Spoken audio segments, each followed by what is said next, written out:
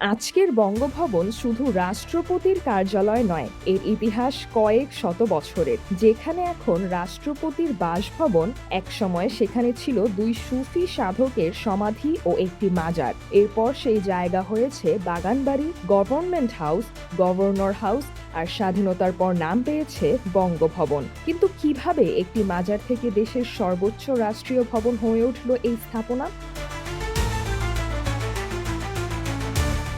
পঞ্চদশ শতকে সুলতান ইউসুফ শাহের সময় সুফি সাধক শাহজালাল দাখিনী গুজরাট থেকে পূর্ববঙ্গে আসেন। কথিত আছে 1476 সালে সুলতানের লোকজনের হাতে তিনি নিহত হন এবং পরে তাকে বর্তমান বঙ্গভবন এলাকায় সমাহিত করা হয়। পরে তার পাশে সমাহিত করা হয় তার মুরিদ শাহ কামালকে। এভাবেই জায়গাটি ধীরে ধীরে মাজার হিসেবে পরিচিতি পায়। মুঘল আমলে আবার বদলে যায় জায়গাটির পরিচয়। নদীপথ ও নৌবাহিনীর ব্যবস্থাপনার সঙ্গে যুক্ত নওয়ারা মহলের অংশ হিসেবে এই এলাকায় গড়ে ওঠে গুরুত্বপূর্ণ স্থাপনা।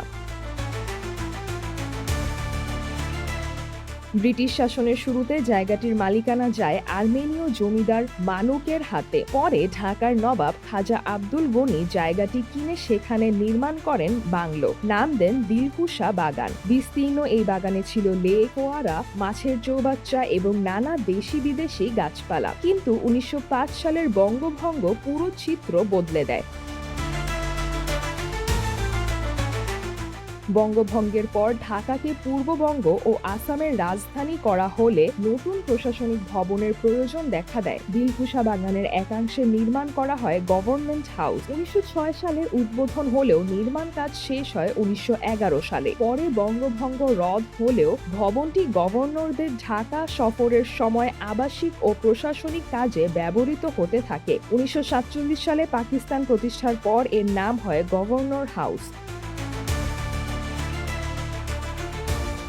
1961 সালের ভয়াবহ ঝড়ে পুরনো কাঠের গভর্নর হাউস ক্ষতিগ্রস্ত হয়। এরপর নতুন ভবন নির্মাণের উদ্যোগ নেয় পাকিস্তান সরকার। ইসলামী স্থাপত্যের আদলে নতুন নকশা করেন লাহোরের স্থপতি মজনুদ্দিন চিশতি। 1964 সালে নতুন গভর্নর হাউসের নির্মাণ কাজ শেষ হয়, কিন্তু মাত্র কয়েক বছরের মধ্যেই ভবনটি জড়িয়ে পড়ে বাংলাদেশের মুক্তিযুদ্ধের ইতিহাসে। 1971 সালের 14 ডিসেম্বর ভারতীয় বিমান বাহিনী গভর্নর হাউসে হামলা চালায়। হামলার পর তৎকালীন পূর্ব পাকিস্তানের গভর্নর এম মালিক ও তার মন্ত্রিসভার সদস্যরা পদত্যাগ করেন। 16 ডিসেম্বর বিজয়ের পর স্বাধীন বাংলাদেশের রাষ্ট্রীয় কাজে ভবনটির নতুন অধ্যায় শুরু হয়। 23 ডিসেম্বর 1971 তৎকালীন অস্থায়ী রাষ্ট্রপতি সৈয়দ নজরুল ইসলামের সভাপতিত্বে এখানে মন্ত্রিসভার প্রথম বৈঠক অনুষ্ঠিত হয়। সেই বৈঠকেই গভর্নর হাউসের নাম বদলে রাখা হয় বঙ্গভবন। এরপর 1972 সালের 12 জানুয়ারি বিচারপতি আবু সাইদ চৌধুরী রাষ্ট্রপতির দায়িত্ব গ্রহণের মধ্য দিয়ে বঙ্গভবন আনুষ্ঠানিকভাবে বাংলাদেশের রাষ্ট্রপতির বাসভবন ও কার্যালয়ে পরিণত হয়। ফিজরাতুল আভা, দৈনিক আমার বাংলাদেশ।